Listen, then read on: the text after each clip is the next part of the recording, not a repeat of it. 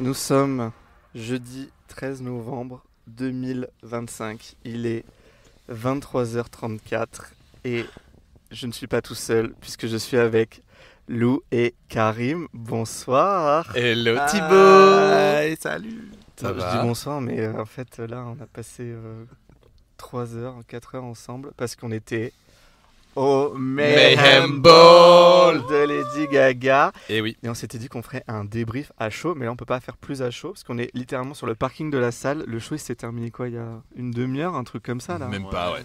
Et donc on s'est dit qu'on n'allait pas trop s'en parler pour pouvoir en débriefer comme ça, un peu vraiment sans filet, sans filtre de ce qu'on a pensé du concert. Je vous avais quand même demandé de réfléchir à un mot déjà pour résumer ce show qu'on a découvert.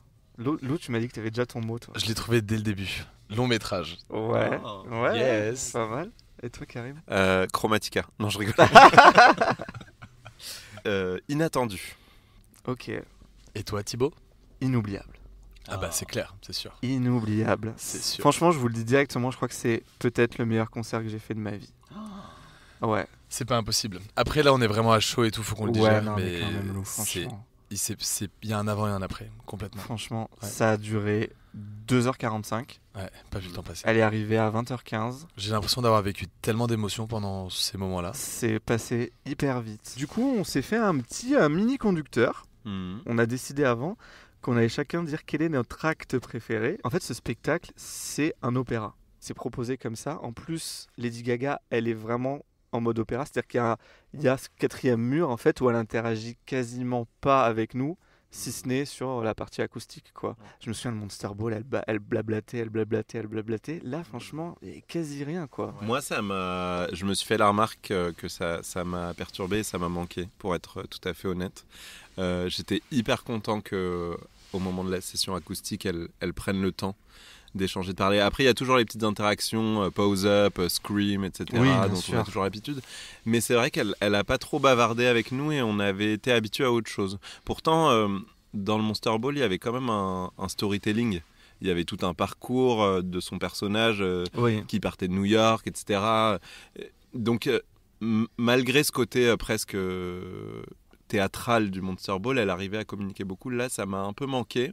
Et en même temps, je comprends ce choix parce que je pense que le show tel qu'il est construit aurait pas marché ou aurait pas eu la même intensité émotionnelle Ouais. si elle brisait trop souvent ce quatrième mur dont tu parles. Moi je trouve qu'il y a eu un virage depuis Chromatica. Avant elle était vachement avec son public, elle interagissait vachement. Et là depuis le Covid, j'ai trouvé qu'elle a créé une distance avec son public où effectivement elle est plus dans les speeches qui durent à rallonge, etc., etc.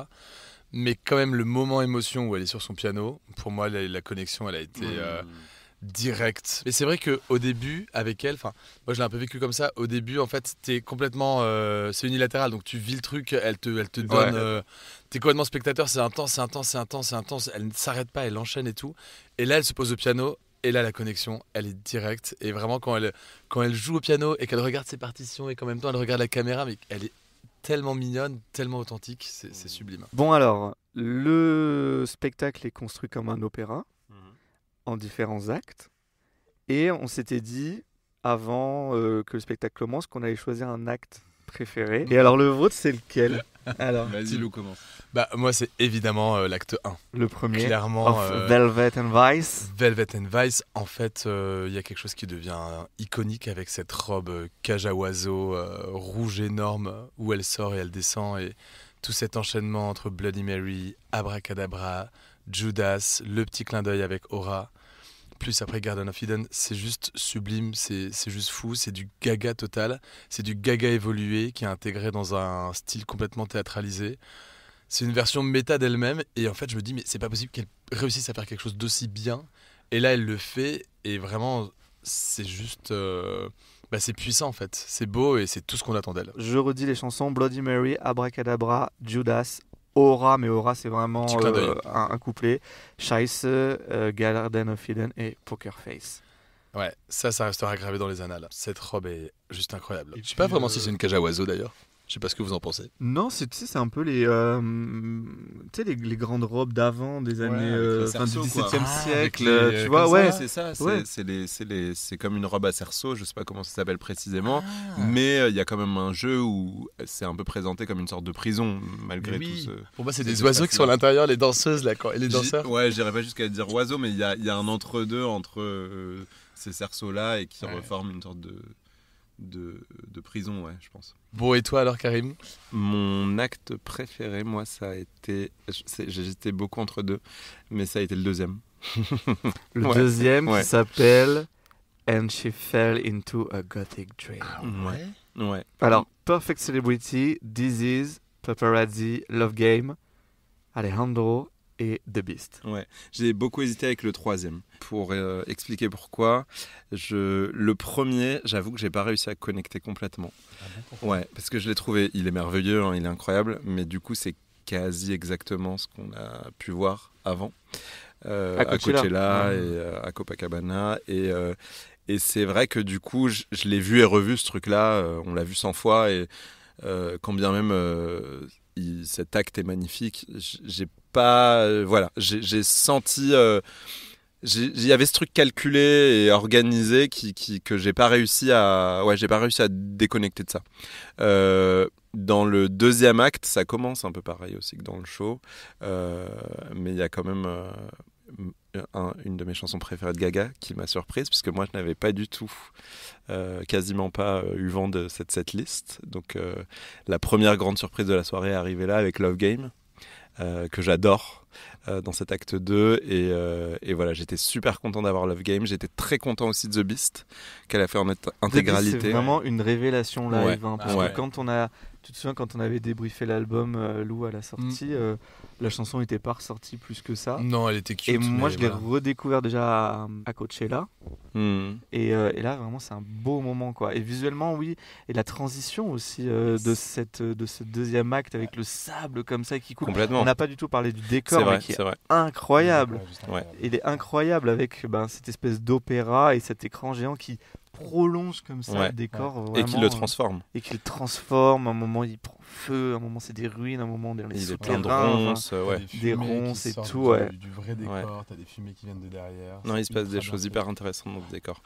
Mais voilà, et pour compléter sur The Beast, j'étais hyper content qu'elle la fasse en entier. Je trouve que c'était un peu fragile moi sur Coachella et Copacabana, le moment où elle s'évanouit à la fin, elle part en courant, tout ce truc là j'avais un petit peu du mal et là j'étais content qu'elle fasse la chanson entière, qu'elle prenne sa guitare, qu'elle aille jouer avec son guitariste de la guitare avec ce côté un peu plus rock'n'roll que j'affectionne beaucoup chez elle, donc voilà, mais gros clin d'œil quand même pour le troisième acte aussi où il y a eu plein de surprises pour moi en tout cas. Et moi ce sera l'acte 4.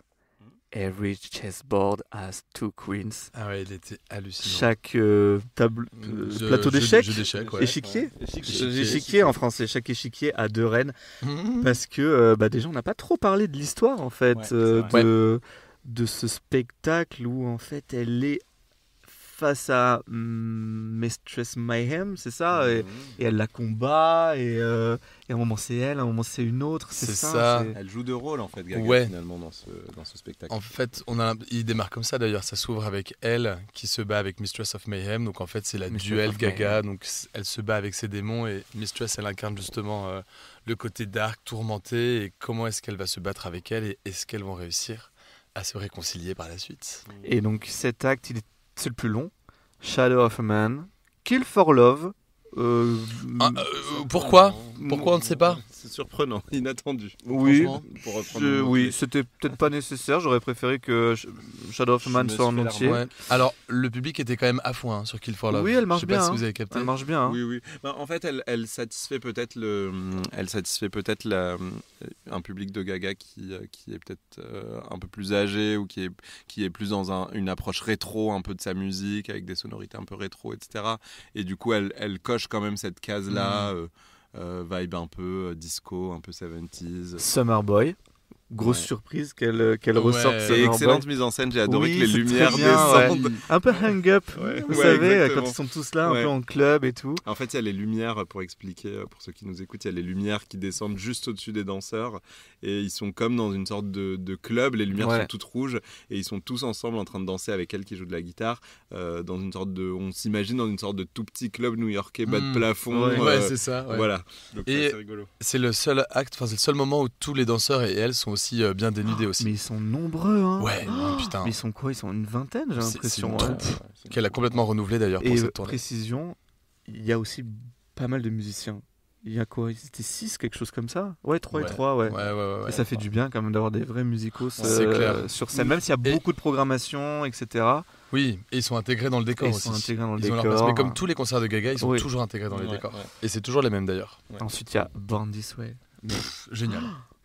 Je pense que c'est toujours un grand moment, Born This Way, mais alors là, j'ai trouvé que c'était particulièrement fort.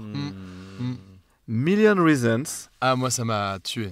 J'ai adoré. Enchaîné avec Shallow. Et hyper intéressant ce passage où elle fait un vrai clin d'œil au fantôme de l'opéra, finalement. Avec, je sais pas si on a des connaisseurs, mais Mistress of Mayhem qui vient lui apporter une lanterne et qui l'emmène dans les souterrains sur une barque. C'est vraiment le fantôme de l'opéra qui emmène, j'ai oublié le nom de l'actrice, du personnage féminin, mais qui l'emmène dans les tréfonds de l'opéra, découvrir la partie sombre d'elle-même, on va dire. Et c'est exactement ça. D'ailleurs, elle met un masque et le fantôme de Gaga met un masque dans le spectacle et le fantôme de l'opéra porte un masque puisqu'il est défiguré. Et ensuite, le moment piano, Die With A Smile, et alors après, Dance in the Dark, et là on m'a perdu. Le Dance in the Dark au piano, c'était incroyable. The Edge of Glory, évidemment, et Vanish Into You, le tube oublié de l'album. Enfin, moi, c'est devenu ma préférée. Tu te souviens quand on s'était vu en mars ? Yes. On jugeait un peu Robin qui nous avait accompagnés. Tout à fait. C'était sa préf. Et finalement, moi, c'est devenu vraiment ma préf de l'album. Vanish Into You, c'est un peu la Edge of Glory de Born This Way. C'est-à-dire que en version studio, elle est un peu brute de décoffrage, je trouve. Mais en live, elle est tellement sublime parce qu'elle la vit tellement intensément, Gaga, que tu rentres directement dedans. Et elle avait fait une version piano-voix en télé, quelque chose comme ça, qui était vraiment bien, quoi. Je pense Howard Stern Show, et c'était juste incroyable. C'était très très intimiste, très calme, et elle a délivré une voix de fou. Vocalement. Alors juste pour revenir sur Dance in the Dark, moi je pense que ce sera un moment qui sera gravé dans ma vie pour toujours. C'était trop beau, hein. C'était assez inattendu parce qu'en fait, je crois qu'elle change. Des fois, elle fait Marry the Night, des fois, elle fait Hair, etc.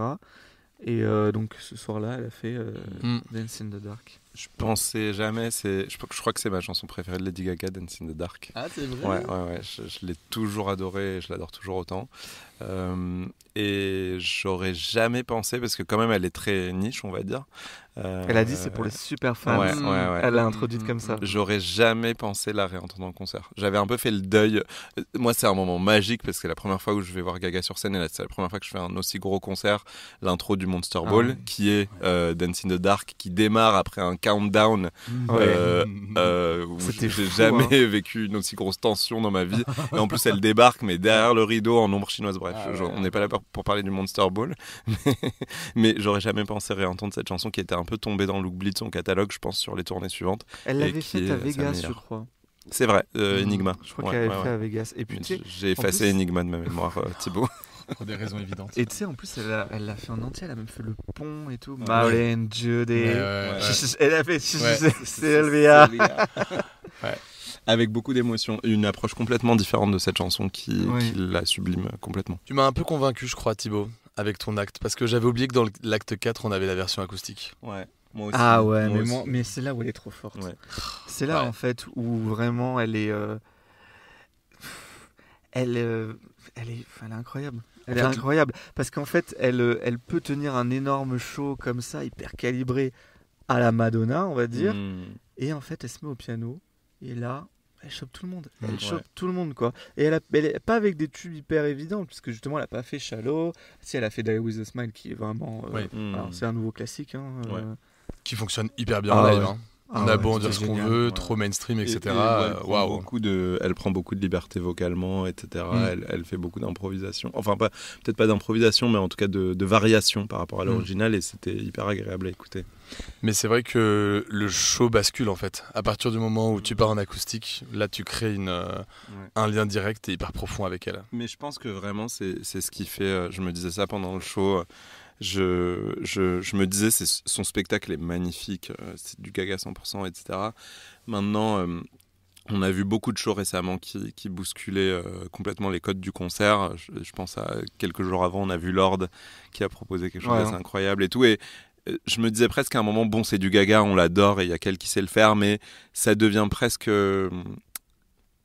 un petit peu, je vais pas dire vieux jeu, mais peut-être un petit peu déjà vu pendant tout le spectacle. Mais par contre, ce moment où elle va au piano, c'est ce qui la rend complètement singulière, je trouve. C'est ça qui marchera à tous les coups et qui la différencie peut-être malgré le temps qui passe et peut-être que parfois certaines propositions d'elle peuvent paraître datées. Ça restera franchement intemporel. J'ai pas envie de comparer les chanteuses et les femmes entre elles. J'ai vu Katy Perry la semaine dernière dans cette même salle, quasiment à la même position. Là, c'était un show que je trouvais plus daté, tu vois. Et celui-là, je l'ai trouvé... Ouais, celui de Lorde qu'on a vu lundi. Là, j'ai enchaîné Katy Perry, Lorde et Gaga en une semaine.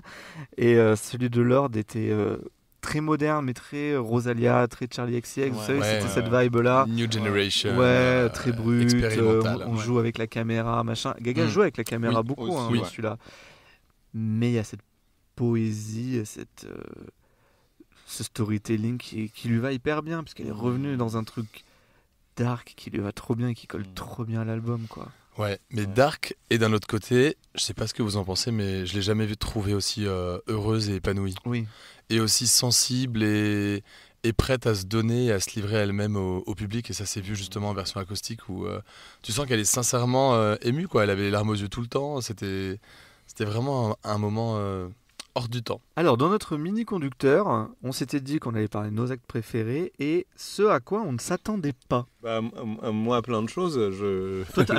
Karim, toi, tu t'étais genre zéro spoil. Ouais, alors malgré moi, j'en avais eu évidemment et je me doutais de certaines choses, mais globalement, j'ai pas été regarder la setlist. Et à part les choses qui popaient vraiment beaucoup sur les réseaux, type Abracadabra, bon, j'avais vu qu'elle terminait sur Bad Romance, etc. Voilà. J'ai eu plein de surprises, moi, perso. À commencer par Love Game. Et puis Just Dance. Je m'y attendais pas du tout en fait à ces titres-là. Pour moi, elle les avait un peu balayés sur ce show. Je m'attendais pas à ça. Bon, Applause, j'en parle même pas. Donc non, pas mal de surprises. Summer Boy, je m'y attendais un peu plus.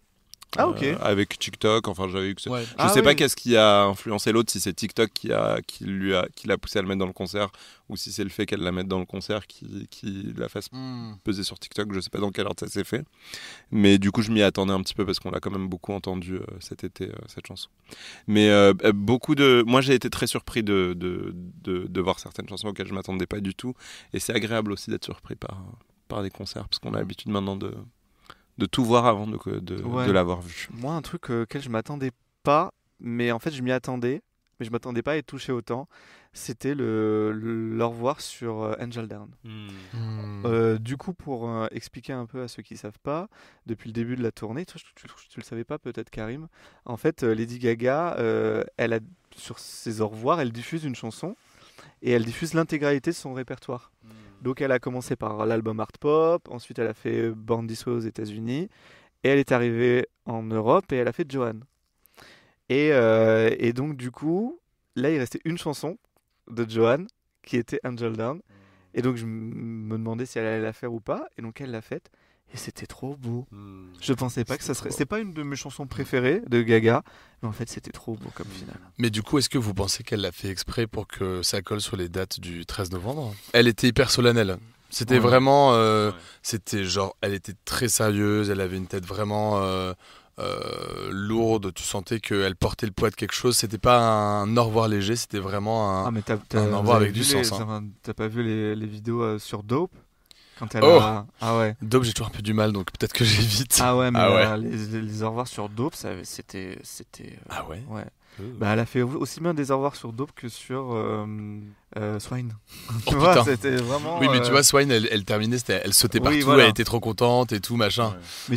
Mais j'étais Là, vraiment, je c'était m'attendais lourd. pas à ce que. Ouais, je trouve ça très beau. Mm. Et toi, Lou Bah, Quand tu alors moi, t'attendais, au-delà toi des sons acoustiques qui m'ont complètement buté sur voilà, Dance in the Dark, où j'ai fini en pleurs dans les bras de Karim, je pense que c'était Million Reasons.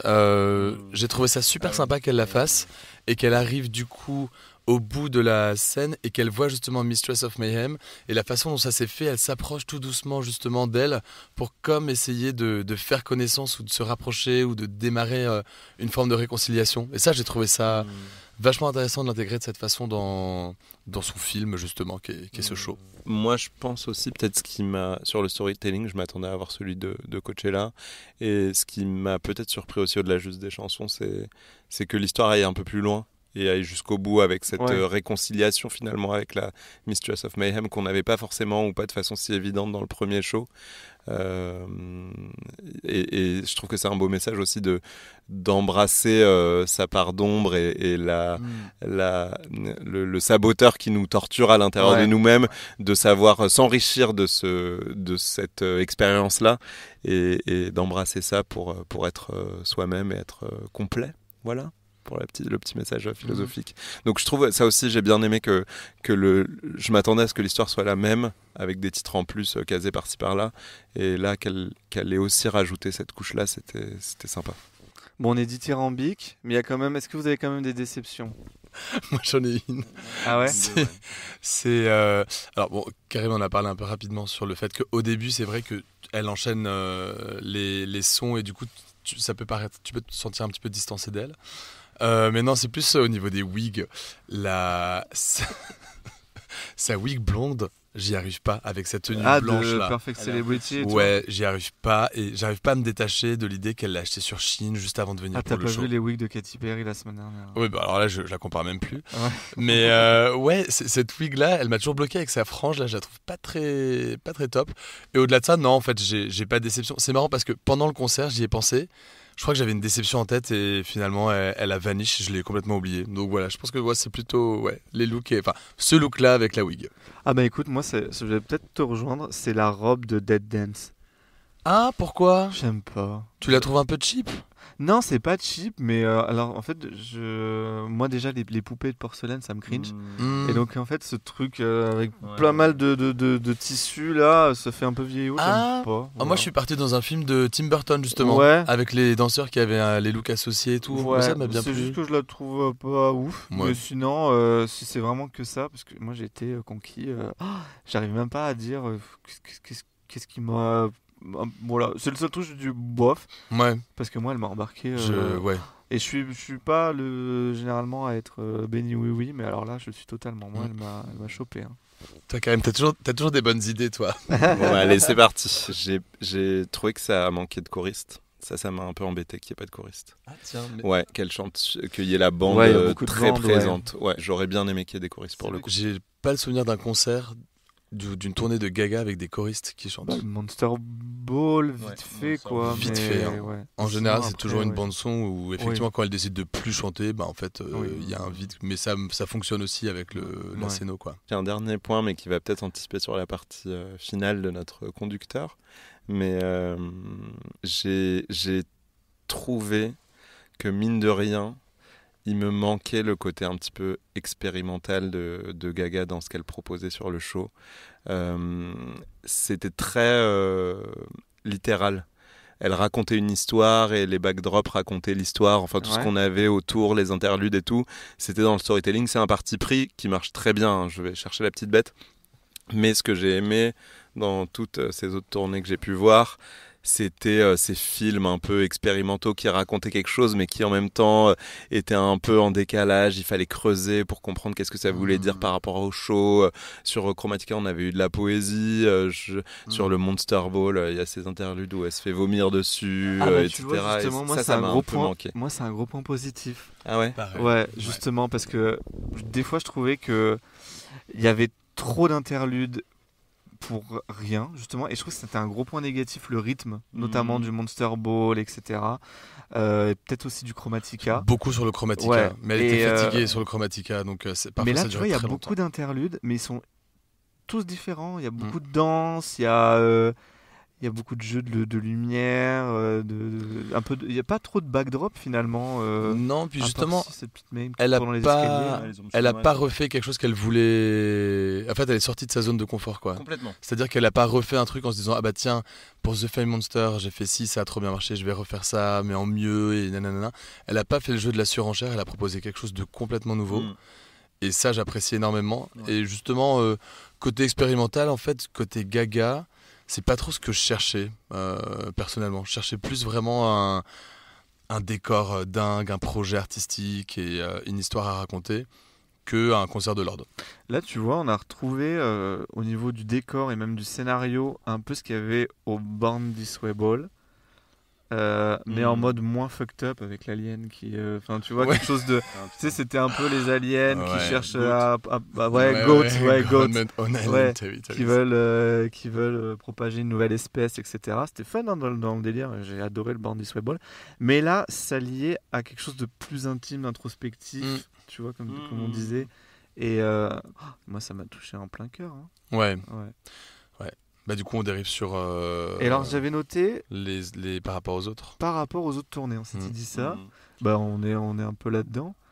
Je vais pas vous demander un classement des concerts, mais est-ce que du coup ça enrichit encore? Tu disais tout à l'heure, Lou, que ça allait compter, il y allait avoir un avant et un après Mayhem Ball, en tout cas dans sa carrière, quoi.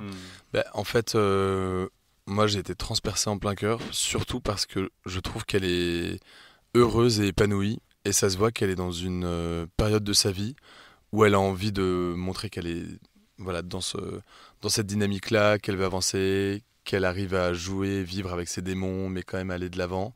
Tu sens qu'il y a quelque chose de plus mature, et là, pour la première fois, elle nous propose quelque chose d'ultra complet, tout en capitalisant sur ses anciens shows, donc ce côté freak et un peu absurde, mais avec une dimension très cinématographique, très théâtrale, très long métrage, comme je le disais. Et d'ailleurs, à la fin, il y avait les crédits. Je sais pas si vous avez vu. J'adore. Ouais, trop bien. Des crédits dans une génial. Et voilà, pour moi, c'est vraiment une évolution d'elle qui va dans le bon sens, et surtout pas de redite par rapport au passé. On se dit pas, oh tiens, c'est un peu caricatural, c'est un peu nananana. C'est plus des hommages qu'elle fait à ses anciennes tournées en apportant quelque chose de nouveau. Donc vraiment, un grand bravo, et juste merci Gaga, parce que grâce à elle, cette année 2025, elle a été folle, et elle n'est pas terminée. Mais tu vois, comme on se disait que l'album était vraiment un cadeau pour les fans, et là aussi, elle a fait du fan service sans aller dans la facilité du fan service. Tu vois ce que je veux dire? Ouais. Et en fait, c'est vraiment même une célébration, en tout cas, de quasiment 20 ans de carrière, comme elle le répète aussi, tu vois. C'est son nouveau 100 People in the Room, les 20 ans de carrière. Alors que bon, il y a encore du temps, hein, on est plus à 17 ans, je crois, ou quelque chose comme ça, 18 ans, ouais. Ouais, par là. Mais ça me fait aller dans l'avenir, parce que ensuite, il y a peut-être un Stade de France, c'est la rumeur qui court. Ouais. Et peut-être après, je pense qu'on la verra pas pendant longtemps. Moi, j'ai ce sentiment-là. Après, c'est le baby, hein. Elle l'a dit en interview. Baby Monster, ouais. Après, elle a dit qu'elle veut créer une famille avec Michael. D'ailleurs, merci Michael, hein, parce qu'il nous a fait une Gaga. Il est dans les crédits. Oui. Il y a la direction du show, c'est Gaga, Michael, Paris Goebel, qui est cette chorégraphe. Génial. Et je pense qu'elle se donne vraiment. Elle va dans le monde entier. Elle va en Australie. Elle retourne en Australie. Elle a été. Est-ce qu'elle elle a fait Copacabana, mais je sais pas si elle va en Amérique du Sud après. Non, pas pour l'instant. Ouais. Mais c'est dans le pipe pour faire apparemment 4 dates à Sao Paulo. Ok. Voilà, ensuite, des insights. Et ensuite, je pense qu'on la reverra pas avant longtemps. Je sais pas ce que vous en pensez. Ouais, je pense qu'elle va prendre du temps pour elle. En plus, pour la première fois depuis plusieurs années, elle n'a pas de projet de film là, après la musique, j'ai l'impression, où il n'y a pas grand-chose dans le pipe. Donc j'ai l'impression qu'elle est vraiment en train de prévoir du temps libre, effectivement. Et puis il y a un côté quand même legacy là, où elle je vois ce truc de passer toutes ses chansons, de tout son catalogue à la fin du spectacle, etc. Il y a quand même une forme de clôture, je pense pas de clôture de carrière, mais il y a quand même une forme de truc qu'elle boucle. Parce qu'elle a dit qu'elle n'est qu'au début. Ouais, elle l'a dit. Ouais. Et elle l'a redit d'ailleurs ce soir à un moment en disant est-ce que vous serez là dans 20 ans, mais etc. bien sûr, ma belle. On sera là, ma belle.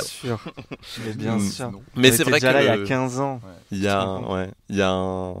a quelque chose qui se... J'ai l'impression qu'il y a vraiment quelque chose qui se clôture avec cette tournée pour elle. C'est vrai.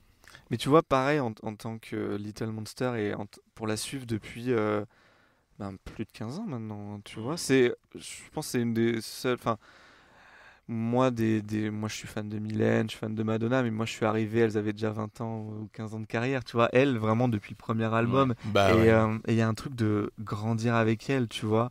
Et de chaque album, chaque era, c'était une période avec laquelle on a plus ou moins accroché, tu vois. Mais celle-là, moi, je suis totalement aligné avec elle. Parce qu'elle est alignée avec elle-même, justement. Elle est alignée avec elle-même aussi, tu vois. Elle a fait table rase de ses démons. En tout cas, elle a décidé de les accepter, de vivre avec. Oui, et de les sublimer. Elle les prend dans ses bras à la fin.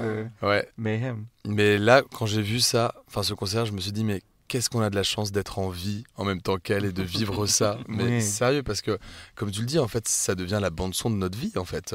Les albums de Gaga, c'est des périodes de nos vies, c'est marqué dans le temps. Qu'on ait réussi à rencontrer une artiste comme ça, avec sa musique qui nous parle. Je pense qu'il y a plein de gens qui sont fans de...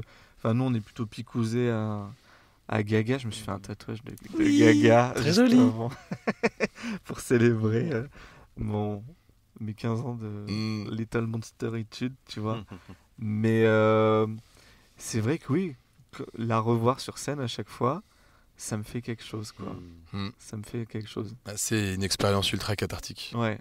Cathartique. Oui, on est presque à la messe, tu vois. Complètement. Il y a quelque chose du culte aussi, on lève nos pattes, etc. Elle, c'est la prêtresse, la musique, c'est des versets. Complètement, nouveau culte. Moi, j'étais super content de partager ça avec vous, Karim. Nous aussi. Vous voulez rajouter quelque chose de notre petit débrief comme ça à chaud? Trop reconnaissant d'avoir la chance d'assister à ce show alors qu'il y a plein de monsters qui n'ont pas pu le faire. Et c'est un moment sublime. J'étais trop content de le passer avec vous. Vous y retournez quand du coup? Jeudi et samedi pour la toute dernière date. Yes. La dernière date européenne et même en version salle du coup, parce qu'après en Australie ça sera version stade. Ouais, pareil que toi Lou, moi je suis hyper reconnaissant. J'ai l'impression, tout à l'heure tu disais grande prêtresse et tout, et je suis totalement d'accord.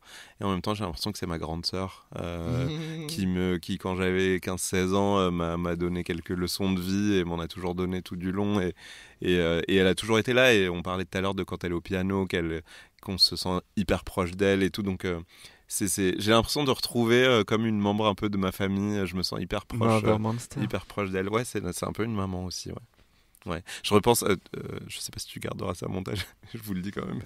Je repense à hier soir, il s'avère que je scrollais sur YouTube et je suis tombé sur la vidéo d'Amel Bent qui apprend le décès de Charles Aznavour, qui était genre son mentor, etc. D'accord. Et elle est complètement terrassée. Elle l'a connue, mais je me suis dit, vraiment en voyant la vidéo, je me suis dit, le jour où Gaga s'en va, désolé de parler de malheur, je pense que je serai comme elle, complètement terrassée, alors que je ne connais pas cette femme. On va être en fait moi il y a Mylène et Madonna avant. Enfin, je pense qu'elles partiront avant Gaga, tu vois, mais le sens logique des choses. Le truc, le podcast qui devient complètement qui part en vrai, en écran. Qui va claquer en premier? Chelou, là.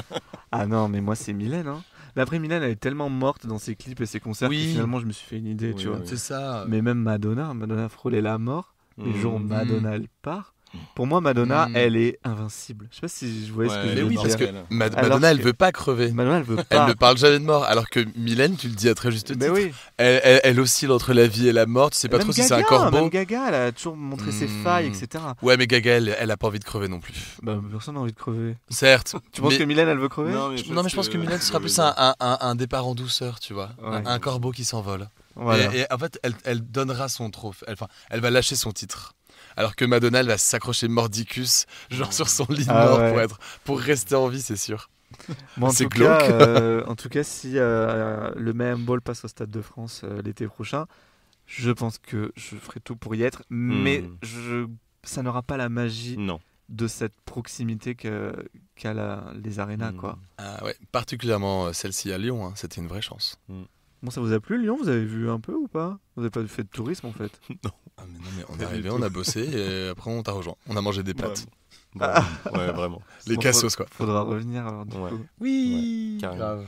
Bon, merci beaucoup, Lou et Karim. Du podcast Replay, je l'ai précisé ou pas? Je sais plus, mais. Bon, de toute podcast façon, ami. Une grande famille. Une grande famille du podcast pop. J'étais venu dans le vôtre. Ouais. Vous êtes venu dans le mien.